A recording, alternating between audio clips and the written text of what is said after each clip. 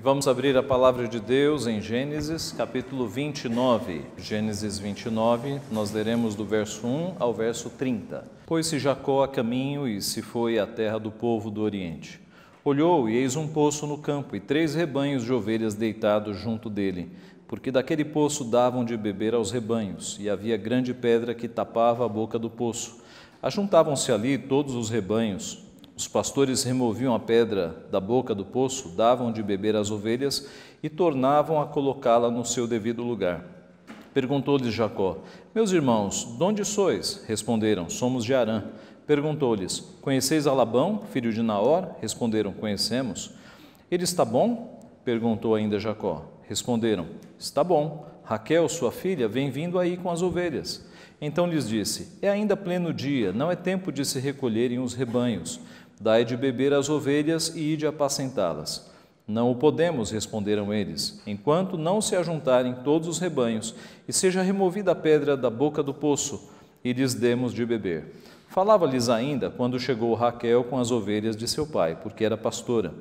Tendo visto Jacó a Raquel, filha de Labão, irmão de sua mãe, e as ovelhas de Labão, chegou-se, removeu a pedra da boca do poço e deu de beber ao rebanho de Labão, irmão de sua mãe. Feito isto, Jacó beijou a Raquel e, erguendo a voz, chorou. Então contou Jacó a Raquel que ele era parente de seu pai, pois era filho de Rebeca. Ela correu e o comunicou a seu pai. Tendo Labão ouvido as novas de Jacó, filho de sua irmã, correu-lhe ao encontro e abraçou-o, beijou-o e o levou para casa. E contou Jacó a Labão os acontecimentos de sua viagem. Disse-lhe Labão: De fato és meu osso e minha carne. E Jacó, pelo espaço de 1 mês, permaneceu com ele. Depois disse Labão a Jacó: Acaso por seres meu parente irás servir-me de graça? Dize-me qual será o teu salário. Ora, Labão tinha 2 filhas, Lia, a mais velha, e Raquel, a mais moça. Lia tinha os olhos baços, porém Raquel era formosa de porte e de semblante. Jacó amava a Raquel e disse: 7 anos te servirei por tua filha mais moça, Raquel. Respondeu Labão: Melhor é que eu ta dê, em vez de dá-la a outro homem. Fica, pois, comigo. Assim, por amor a Raquel, serviu Jacó 7 anos, e estes lhe pareceram como poucos dias, pelo muito que a amava. Disse Jacó a Labão: Dá-me minha mulher, pois já venceu o prazo, para que eu me case com ela. Reuniu, pois, Labão todos os homens do lugar e deu um banquete. À noite conduziu a Lia, sua filha, e a entregou a Jacó, e coabitaram. Para a serva de Lia, sua filha, deu Labão Zilpa, sua serva. Ao amanhecer, viu que era Lia. Por isso disse Jacó a Labão: Que é isso que me fizeste? Não te servi eu por amor a Raquel? Por que, pois, me enganaste? Respondeu Labão: Não se faz assim em nossa terra, dar-se a mais nova antes da primogênita. Decorrida a semana desta, dar-te-emos também a outra, pelo trabalho de mais 7 anos que ainda me servirás. Concordou Jacó e se passou a semana desta. Então Labão lhe deu por mulher Raquel, sua filha. Para a serva de Raquel, sua filha, deu Labão a sua serva Bila, e coabitaram. Mas Jacó amava mais a Raquel do que a Lia, e continuou servindo a Labão por outros 7 anos. Vamos orar. Pai Santo, Deus bendito, nós te louvamos pelo registro da tua palavra, com histórias tão preciosas que o Senhor, ó Pai, pela instrumentalidade dos teus servos, separados e inspirados por ti, aprove registrar para nossa edificação. Nós te louvamos por isso. A tua palavra fala ao nosso coração, a tua palavra nos ensina, nos edifica, e nesse sentido nós pedimos mais uma vez nesta noite, Pai, que o Senhor use o teu servo, o ministro da palavra exterior, mas sobretudo usa, Pai, o ministro interior, o teu Santo Espírito, a aplicar a tua palavra ao nosso coração, a fazê-la clara à nossa mente e para nos dispor, ó Pai, a amá-la e a colocá-la em prática na nossa vida. Abençoa-nos, portanto, Pai, mais uma vez, com uma porção preciosa da tua palavra. É o que nós pedimos em nome de Jesus. Amém. Haverá esperança de salvação para um filho de crente que tem andado longe dos caminhos de Deus? Haverá esperança de salvação para alguém que já foi da igreja e anda longe dos caminhos do Senhor? Como Deus lida com pessoas nesta situação? Que cresceram na igreja, que passaram pela igreja, mas hoje estão fora. Que tipo de tratamento Deus dá para estas pessoas? Nós temos aqui a história de Jacó como um bom relato deste tratamento. Jacó foi filho de crente, foi filho do crente Isaque. Jacó foi escolhido por Deus já no ventre da sua mãe. Mas Jacó, durante muito tempo da sua vida, não andou nos caminhos do Senhor. Boa parte da vida de Jacó foi mentindo e enganando. Ele enganou o seu irmão, trocando a bênção da primogenitura. Ele enganou o seu pai, também algo relacionado à última bênção que o pai dava para os descendentes. Ele se passou por Esaú, colocou Pérez nos braços e, aproveitando-se do estado de quase cegueira do seu pai, ele se passou por Esaú. A vida de Jacó foi uma vida de desonestidade, foi uma vida de mentira. Jacó, nestes primeiros anos, não pode ser considerado um homem piedoso. Será que há esperança para Jacó? O que é que Deus faz com pessoas que são filhos de crentes, foram escolhidos pelo Senhor, mas estão andando fora dos caminhos do Senhor? Meus irmãos, esse é um texto de novo sobre providência. Alguns domingos atrás, nós vimos a providência de Deus na vida do servo de Isaque para conseguir uma esposa para Rebeca. E aqui nós temos de novo a mão da providência agindo. E nós vamos ver duas formas com as quais Deus trata pessoas que conhecem ao Senhor, foram criados nos caminhos do Senhor, mas estão andando fora dos seus caminhos. E duas formas de Deus tratar pessoas assim. A primeira é guiando e a segunda é disciplinando. E guiando, nós podemos observar do verso 1 até o verso 20. Mesmo Jacó, estando por caminhos de não piedade, de caminhos afastados do Senhor, nós vemos que Deus tinha planos na vida de Jacó. Na verdade, a descendência do Messias passava pela vida de Jacó. Quando você pega as descendências do nosso Senhor Jesus registradas em Mateus e em Lucas, você vê que nosso Senhor Jesus tem Jacó como o seu ascendente. Então Deus tinha planos para a vida de Jacó. Por isso que Deus guiou a vida de Jacó e o sustentou, mesmo que esta providência, essa forma de guiar a vida de Jacó, fosse para discipliná-lo. E o mesmo acontece conosco, o mesmo acontece nos nossos dias. Quando nós temos pessoas que conhecem a palavra de Deus, que já foram da igreja, mas estão andando em caminhos tortuosos, eles não estão fora da mão providente de Deus. Deus os está conduzindo, por vezes pesando a mão, para que eles se arrependam e voltem. Mas Deus não desampara os seus filhos, ainda que os seus filhos estejam longe dos seus caminhos, porque Deus é Pai que cuida dos seus filhos. Nós temos aqui a primeira parte do texto, Deus guiando o seu servo Jacó. Há poucos domingos nós vimos a mão da providência no servo de Isaque para encontrar Rebeca. E no nosso texto agora nós vemos de novo essa providência. O texto começa mostrando um primeiro encontro. O texto tem 3 encontros. O primeiro encontro de Jacó com os pastores, o segundo encontro Jacó com Raquel e o terceiro encontro Jacó com Labão, o seu tio. E no primeiro encontro, nós vemos o texto narrar que estavam ali 3 rebanhos de ovelhas, com seus pastores, aguardando algo. Aguardando o quê? A chegada de todos os rebanhos, para que eles conseguissem remover uma grande pedra que estava tampando o poço. Não imagine um poço como dos nossos dias, feito de tijolinhos, com uma mangueira, com um balde, nada disso. Os poços, eles eram buracos no chão. E uma forma de proteger o poço para que não entrasse sujeira e para que pessoas não caíssem, era rolando uma grande pedra para tampar o buraco do poço. E a pedra era tão grande que eles esperavam juntar todas as ovelhas e homens suficientes para remover a pedra, dar água para todos os rebanhos e colocar a pedra de volta. É por isso que o texto começa com 3 rebanhos aguardando a chegada dos outros rebanhos e dos pastores. Assim, meus irmãos, nós vemos que no versículo 4, Jacó, ele chega, ele está no caminho da terra dos seus ascendentes, dos seus parentes, para conseguir uma esposa, e ele conversa neste primeiro encontro, então, com aqueles pastores. Meus irmãos, de onde sois? somos de Harã.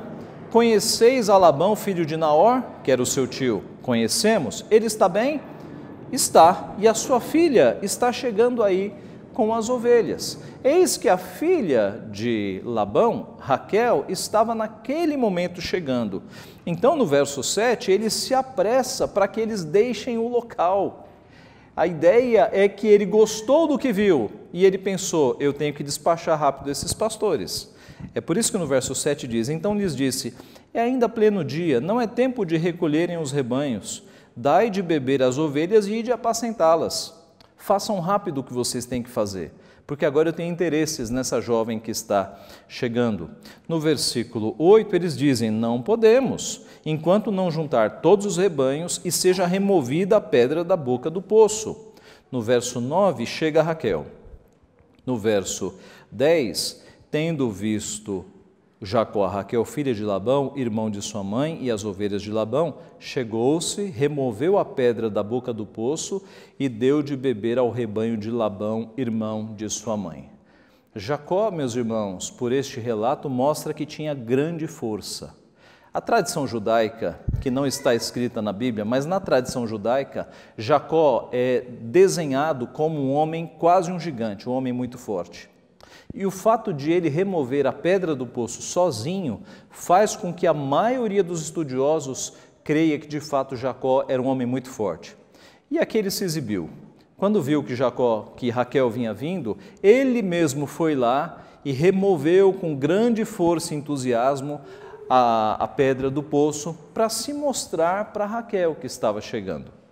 E na sequência nós vemos no versículo de número... Então ele dá de beber ao rebanho de Labão. Note que ele não se preocupou com os outros rebanhos, ele serviu o rebanho que estava ali com Raquel, uma jovem pastora. Feito isso, Jacó beijou a Raquel e, erguendo a voz, chorou. O que aconteceu aqui? O beijo era uma saudação natural no Oriente e ele chora de alegria, porque a sua viagem não tinha sido fácil até ali. E quando ele percebeu que ele de fato encontrou parentes seus, ele chorou de alegria. Uma expressão totalmente ali emocional. No versículo 12, ele conta para Raquel que era parente seu, pois era filho de Rebeca. Ela corre e comunica ao seu pai. Tendo Labão ouvido as novas, verso 13, de Jacó, filho de sua irmã, correu-lhe ao encontro, abraçou-o, beijou-o e levou para casa. E contou Jacó a Labão os acontecimentos da sua viagem. No versículo 14, disse-lhe Labão, de fato és meu osso e minha carne. E Jacó, pelo espaço de 1 mês, permaneceu com ele. Labão, meus irmãos, quando você lê a história inteira de Labão, você vê que ele era um indivíduo materialista. E deve ter sido muito interessante Labão agora conhecer um homem daquela força e estatura. Um homem que poderia ser um elemento braçal muito interessante ali junto aos rebanhos e às terras de Labão. No versículo 15, ele faz a proposta. Acaso por seres meu parente irás servir-me de graça? Dize-me qual será o teu salário. Naturalmente, meus irmãos, um parente não seria tratado nesses termos. Naturalmente, se Labão fosse piedoso, ele diria, meu sobrinho, fica comigo e eu vou te ajudar. Trabalhe comigo e eu vou te dar parte do meu rebanho, parte das minhas terras. Mas ele quis ali contratar Labão, contratar Jacó, porque ele viu que Jacó era um braço forte para lhe ser um empregado. E aí diz o texto, ora, Labão tinha 2 filhas, Lia a mais velha e Raquel a mais moça. Lia tinha olhos baços, porém Raquel era formosa de porte e de semblante. Olhos baços, literalmente olhos meigos, literalmente é isso. Os estudiosos creem que ela tinha olhos meigos e que não eram olhos brilhantes, olhos com certo fulgor. Por isso que no texto ela não é chamada de bonita, no texto a bela é Raquel. Na sequência, Moisés registra, Raquel era mais moça, verso 17, Raquel era formosa de porte e de semblante. Jacó amava Raquel e disse, 7 anos te servirei por tua filha mais moça Raquel. Este seria o salário. Eu vou trabalhar durante 7 anos de graça e você me entrega a sua filha. Labão então viu a oportunidade e aceitou. Verso 19, melhor é que eu ta dê, em vez de dá-la a outro homem. Fica, pois, comigo. E no verso 20 é dito que os 7 anos passaram muito rápido, porque Jacó amava tanto a Raquel que os anos passaram como se fossem poucos dias. Meus irmãos, nós temos aqui uma lição da providência inicialmente. Primeiro, Jacó encontrando pastores naquele lugar da região dos seus parentes. Ele não havia chegado ainda à exata região, mas ele encontra pastores da região ali. Segundo, esses pastores conheciam o seu tio. Terceiro, Raquel chegando no exato momento em que Jacó estava ali. Porque você deve ter reparado no texto, nas palavras de Jacó, não era o horário normal de rebanhos estarem sendo apacentados.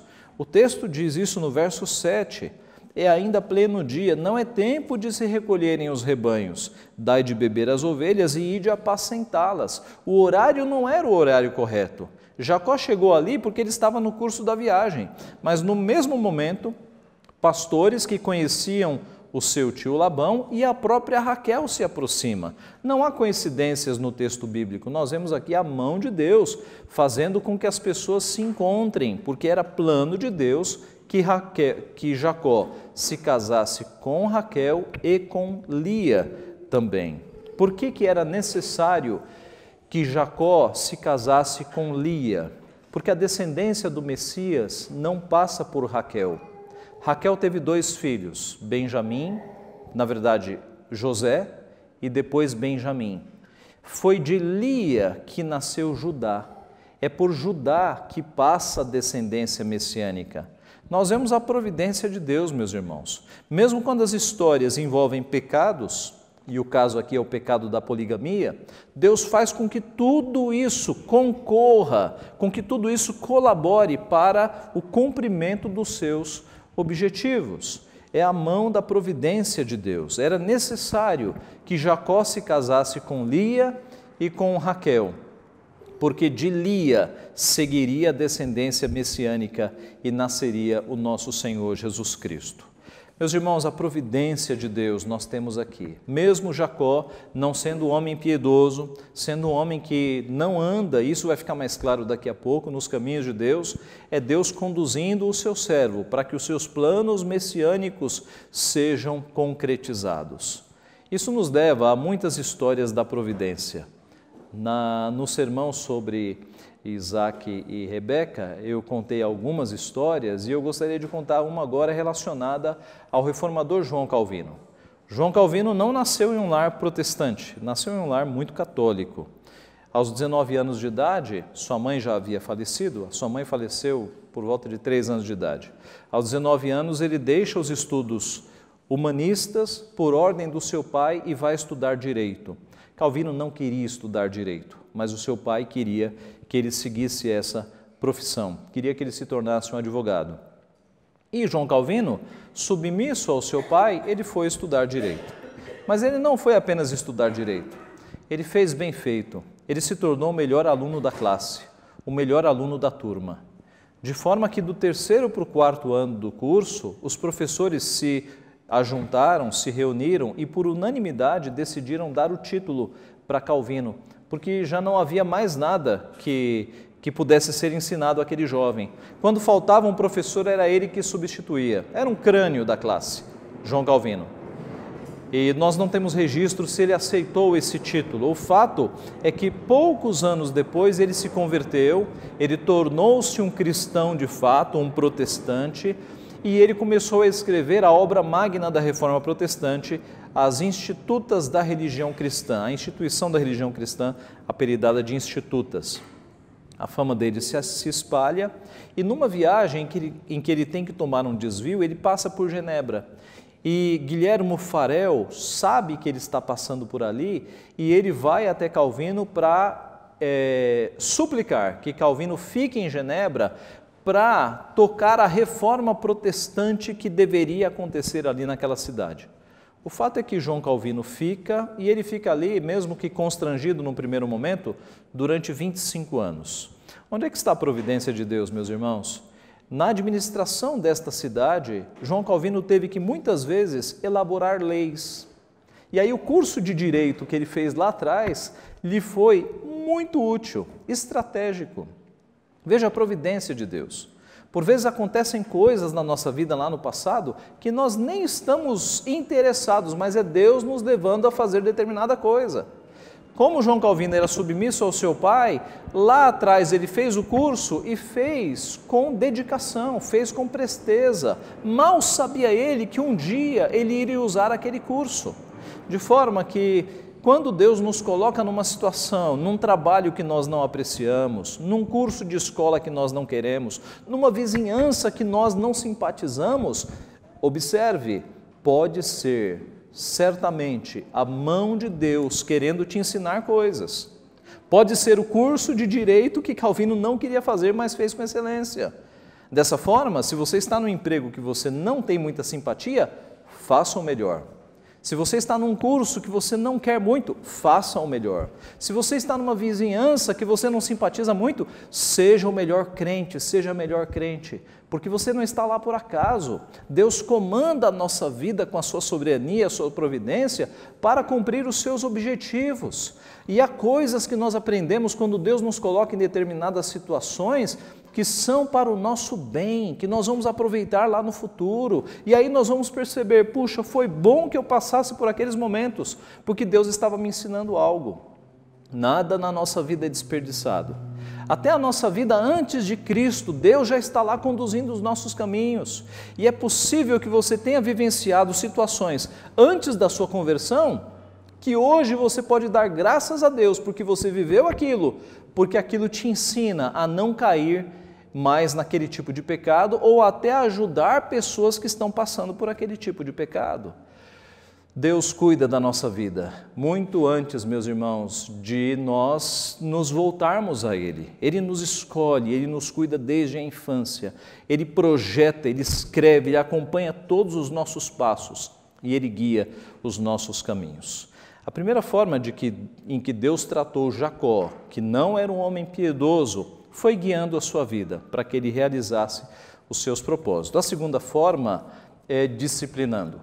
A palavra de Deus nos mostra em todas as suas páginas que Deus disciplina o filho a quem ama.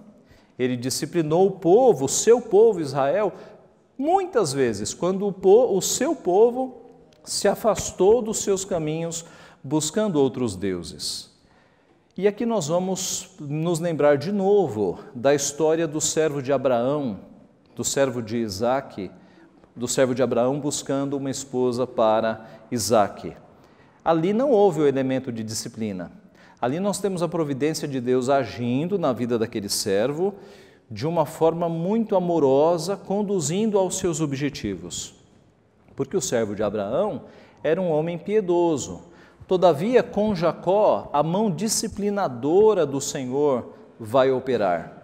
E Deus vai colocar um homem chamado Labão na vida de Jacó, para ser o chicote de Deus na vida de Jacó. Acompanhe a partir do verso 21. No verso 21, Jacó diz ao seu futuro sogro: dá-me minha mulher, pois já venceu o prazo para que me case com ela. Passaram-se os 7 anos e aqui Jacó está requerendo a parte do acordo.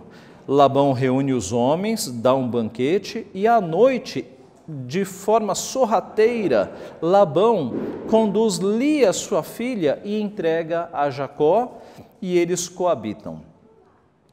O texto não dá muitos detalhes, que era noite todos nós estamos sabendo, mas a julgar que naquela época os casamentos duravam 1 semana e que naquela época não havia nem suco de frutas, havia suco de uva, né, que fermentado virava o vinho, mas não havia refrigerante, as festas de casamento eram regadas de vinho. Tudo indica, meus irmãos, há uma forte chance de que Labão tenha embriagado Jacó. E ali, nas trevas da noite, ele não tenha percebido que a mulher que estava com ele não era Raquel, mas era Lia. Ele só foi descobrir que era mulher trocada, que era irmã trocada, no dia seguinte. Diz o texto que ao amanhecer viu que era Lia. E aí ele diz a Labão: que é isso que me fizeste? Não te servi eu por amor a Raquel? Por que, pois, me enganaste? E Labão, com uma desfaçatez enorme, ele diz: não é assim que funciona na nossa terra. Na nossa terra, nós entregamos primeiro a primogênita, depois vem a mais nova. Então você trabalhe mais 7 anos, que no final desta semana eu vou te entregar Raquel. Observe só, Jacó não trabalhou mais 7 anos para só depois receber Raquel. Ele recebeu em uma semana. Em uma semana, Jacó estava com Raquel, mas ele ficou com a dívida de trabalhar mais 7 anos para pagar esta dívida. Meus irmãos, o texto mostra então que agora Jacó, ele foi encaminhado para o caminho da poligamia, que é um pecado diante dos olhos do Senhor. Deus, meus irmãos, é dito no meio evangélico que Deus tolerou pecados, que Deus tolerava a poligamia. Deus nunca tolerou pecados, nunca. Ele pode ter agido de misericórdia, mas Deus sempre condenou a poligamia, porque Ele estabeleceu a monogamia. Deixa o homem pai e mãe e une-se à sua mulher e tornam-se os dois uma só carne. Os eventos que há de poligamia na Bíblia, nenhum deles foi aprovado por Deus. E todos os homens que tiveram mais de uma esposa sofreram por causa disso. E Jacó sofreu muito, porque Jacó não teve só 2 esposas, ele teve 4. Ele teve Zilpa, ele teve Raquel, Lia, Zilpa e Bila. Foram 4 as mulheres que deram filhos, que formaram os 12 homens que foram filhos de Jacó. Meus irmãos, Jacó vai sofrer muito por conta desses acontecimentos. Mas ele não vai sofrer por causa de Labão. Jacó não era um homem piedoso que foi injustiçado. Como eu disse desde o começo, Jacó, a ele faltava piedade. Jacó enganou o seu irmão mais velho, Jacó enganou o próprio pai, e nós percebemos a falta de piedade, a falta de oração na vida de Jacó. Isso vai ficar mais claro agora. Vamos fazer uma comparação, um contraste entre o comportamento do servo de Abraão e o comportamento do enganador Jacó. Eu não sei se você reparou, mas o encontro da futura esposa de Isaque aconteceu num poço, da mesma forma que o encontro da futura esposa de Jacó foi num poço também. Só que na primeira história, o servo de Abraão, ele busca a Deus em oração. Na segunda história, em Jacó, não há oração. Na primeira história, o servo de Abraão, ele, além de orar, ele fica observando o comportamento de Rebeca. Na segunda história, Jacó imediatamente vai se exibir removendo a pedra. Na primeira história, então, Rebeca serve a todos os rebanhos que estão ali. Na segunda história, é Jacó quem serve. Na primeira história, nós temos uma demonstração de força espiritual. O servo de Abraão, ele ora pedindo orientação, ele observa e ora agradecendo. No relato de Jacó, nós não temos o registro de nenhuma oração. Foi uma demonstração de força física, quando ele removeu a grande pedra. Na primeira história, então, nós temos uma oração de gratidão feita pelo servo. Na segunda, nós temos um choro emocional, um desabafo emocional.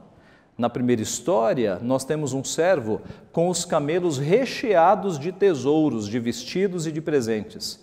Na segunda história, nós temos Jacó de mãos vazias. Ele vai ter que trabalhar 7 anos para pagar o dote da sua esposa. Veja que o contraste aqui, meus irmãos, não é despropositado. Moisés está mostrando que a condição espiritual de Jacó era bem inferior à condição espiritual do servo de Abraão, que conseguira uma esposa para Rebeca. Jacó não tinha essas piedades, ou esses exercícios de piedade. Meus irmãos, a lição que nós temos é que o procedimento do crente, quando passa por dificuldades, o procedimento do crente, quando tem decisões importantes a serem tomadas, qual é? Oração. Jacó não orou. Jacó era só ação e ação precipitada. Por isso Deus disciplinou Jacó. Deus precisava tratar Jacó, para que Jacó tornasse um homem de Deus, para que Jacó se tornasse Israel, como na sequência da história acontecerá.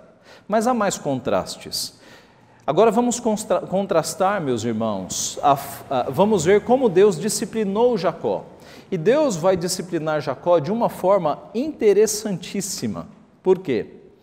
Porque lá atrás o pecado de Jacó envolvia dois irmãos sendo trocados. Lembra-se? Quando Jacó se passou por Esaú, o castigo de Deus envolve duas irmãs sendo trocadas na hora do casamento.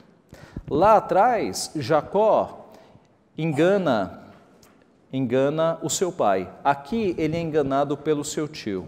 Lá atrás o engano envolve primogenitura, lembra-se? Aqui também o engano está envolvendo primogenitura. A primogênita foi entregada antes. Os irmãos estão percebendo como Deus castigou Jacó?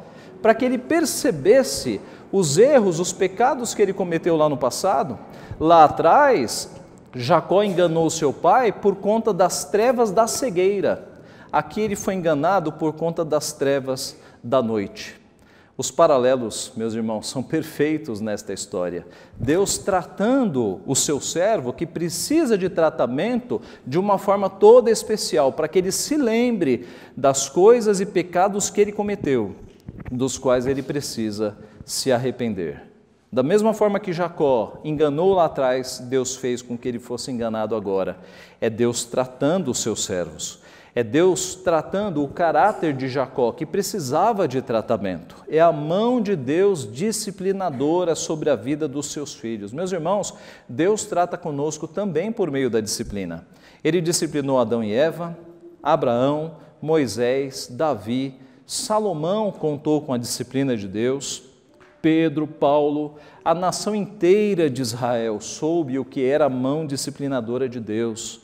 Em Hebreus capítulo 12, nós temos textos preciosos sobre a disciplina. E eu vou destacar algumas frases dos textos lá da Epístola aos Hebreus. Filho meu, não menosprezes a correção que vem do Senhor. Valorize a correção do Senhor. Porque quando Deus age na tua vida te disciplinando, é para o bem, é para te desentortar. Não desmaies quando por ele és reprovado, não desanime, aguente, porque o Senhor corrige a quem ama. Logo, quando você está passando por uma disciplina do Senhor, você pode ter a certeza de que você é um filho amado. Você pode ter a certeza de que Deus te ama quando Ele te disciplina. E açoita a todo filho a quem recebe. A disciplina é uma forma de nós entendermos que nós somos filhos, é uma confirmação que nós somos filhos. Deus, porém, nos disciplina para aproveitamento, para que nós sejamos melhores. Deus não nos castiga para nos destruir, Ele nos castiga e nos disciplina para que nós nos tornemos melhores filhos, a fim de sermos participantes da sua santidade, para nos tornar mais santos. Assim, quando você passar por problemas na sua vida, verifique se a sua vida está em ordem. Meus irmãos, não significa que todo problema que acontece com você é Deus te disciplinando, ok? Por quê? Porque nós temos Jó como um exemplo de um homem que era temente, íntegro a Deus e se desviava do mal. E Deus provou Jó, não por pecados de Jó, mas porque Deus provou. Então, não sejamos como os amigos de Jó, que a qualquer probleminha na sua vida está em pecado, dê uma olhada. Não é isso, mas você não pode desconsiderar. Quando você passar por aflições, por perseguições, por tempestade na sua vida, de você fazer um autoexame. Ei, será que eu estou firme nos caminhos do Senhor? Não seria isso aqui um puxãozinho de orelha de Deus, para que eu esteja mais firme, com mais oração? Será que eu tenho sido fiel aos caminhos do Senhor? Será que não é por isso que Ele está puxando a minha orelha? Meus irmãos, sempre que acontecer problemas na sua vida, faça um exame para ver se você está firme com o Senhor. E redobre o seu tempo de oração. Use as tribulações, as tempestades e os problemas como ocasião propícia e própria para você se aproximar mais de Deus. a fim de que haja aproveitamento, a fim de que você seja mais santo. Jacó precisava ser endireitado por Deus, por isso Deus o disciplinou. A mão providente de Deus foi para desentortar a vida daquele Jacó que não tinha vida de oração, aquele homem de decisões precipitadas, aquele homem desonesto, mentiroso. Deus foi desentortando Jacó, como um ferreiro desentorta uma espada, a duros golpes, a duros golpes. Foi assim que Jacó foi desentortado. Alguns de nós também foram desentortados desta forma, não fomos? Alguns de nós fomos. E é uma bênção, meus irmãos, nós sabermos que Deus desentortou a nossa vida, que Deus endireitou os nossos caminhos, que Deus aplainou as nossas veredas, porque isso é confirmação que nós somos filhos. Isso é confirmação de que Ele nos ama, de que Ele tem planos e propósitos na nossa vida. Concluindo, há esperança de salvação para um filho de um crente que tenha andado longe dos caminhos do Senhor? Haverá esperança de salvação para um escolhido de Deus, assim como Jacó, escolhido no ventre da sua mãe, antes do ventre da sua mãe, que está fora dos caminhos do Senhor? Ora, a história de Jacó mostra que sim. Se Deus resgatou Jacó e o tornou mais tarde em Israel, meus irmãos, é que os teus filhos que estão fora da igreja têm esperança. É que as pessoas próximas que você sente falta, que saíram dos caminhos do Senhor, têm esperança. Não há garantia de salvação, mas esperança há. Enquanto há esperança, ore por eles. Redobre as suas orações. Nós temos um Deus que ouve a nossa oração, o nosso clamor, e Ele nos atende, meus irmãos, quando está dentro da sua vontade. Ore por seus filhos que não estão na igreja, ore por seu marido que não está na igreja, ore por sua esposa que não está na igreja, ore por seus pais que não estão na igreja, ore pelos seus familiares que não estão nos caminhos do Senhor. Dobre os joelhos e ore, busque a Deus, que Deus é poderoso para trazê-los. Deus é poderoso para salvá-los, e aqueles que receberam a boa palavra de salvação, que estão longe, podem ser trazidos, podem ser resgatados. Deus faz isso, meus irmãos. Nós temos testemunhos imensos, gigantescos, de homens que foram resgatados pelos caminhos do Senhor. Assim, meus irmãos, talvez permita-me dar o exemplo que vem à mente aqui, que eu acho que é dos exemplos mais bonitos que nós temos na história do cristianismo. Uma mulher chamada Mônica. Mônica orou pelo seu filho durante muitos anos. Os historiadores dizem que as lágrimas de Mônica, os litros de lágrimas de Mônica durante muitos anos foram ouvidos por Deus. Mônica é mãe de Agostinho. Agostinho foi um homem depravado, foi um homem imoral, um homem que experimentou as coisas que não eram de Deus. E foram as lágrimas e orações de Mônica que fizeram com que Deus a ouvisse dentro dos caminhos escritos por Deus, nós sabemos. Mas Agostinho veio para os caminhos do Senhor e tornou-se um homem usado por Deus, com seus erros, com suas falhas, fruto de sua época, mas um homem piedoso, um homem que escreveu muitas coisas que mostraram a sua devoção a Deus. Meus irmãos, a palavra nos diz, Filipenses 1,6, estou plenamente certo de que aquele que começou boa obra em vós há de completá-la até o dia de Cristo Jesus. Na hora certa, Deus endireita os seus filhos. Na hora certa, Deus traz aqueles que Ele quer para os seus caminhos. Assim, se você mesmo sente que está um pouco fora dos caminhos do Senhor, volte antes que Deus pese a mão. Se você sabe que os caminhos do Senhor são os caminhos corretos, você vai esperar Deus pesar a mão sobre a sua vida? Volte antes disso. Se você está na igreja, mas passando por problemas, por tempestades e coisas difíceis, examine a sua vida. Mas se você percebe que está em comunhão com Deus e mesmo assim parece que Deus está te provando, busque mais a Deus, deixe-se ser endireitado, deixe-se ser provado. Assim como Jó, que não tinha pecados, mas foi aperfeiçoado por Deus. E no final do livro ele diz, eu te ouvia só de ouvir falar, agora os meus olhos te veem. Ele foi aperfeiçoado por meio de sofrimentos. Agradeça a Deus porque Ele está te aperfeiçoando.